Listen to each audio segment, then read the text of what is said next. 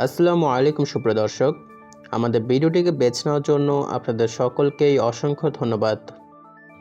ঢাকায় প্রস্তাবিত পাতাল রেল নির্মাণের পর সেটিতে যাতায়াতে একজন নিয়মিত যাত্রীদের প্রতি মাসে 20 থেকে 25,000 টাকা ভাড়া দিতে হবে বলে জানিয়েছে নগর বিশেষজ্ঞরা।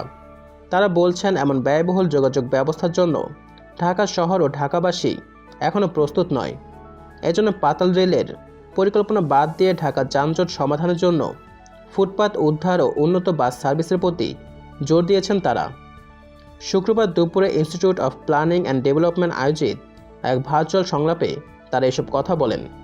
অধ্যাপক আদিল মোহাম্মদ খান বলেন, ঢাকা শহরে 2050 সালের মধ্যে 258 কিলোমিটার পাতাল রেল নির্মাণ করতে চায় সরকার।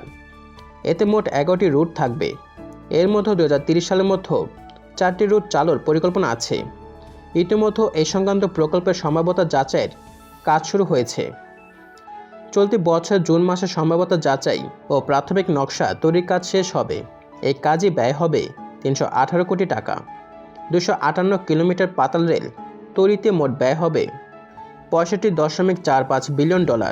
প্রতি কিলোমিটারে ব্যয় হবে প্রায় 2,362 কোটি টাকা। 2030 সালের মধ্যে 4টি রুট নির্মাণ করতে যে ব্যয় হবে তা চলতি অর্থ বছরে দেশের মোট বাজেটের প্রায় অর্ধেক। এমন ব্যয়বহুল প্রকল্প নেওয়ার জন্য ঢাকা শহর প্রস্তুত নয় বলে উল্লেখ করেছেন আইপিডির নির্বাহী পরিচালক।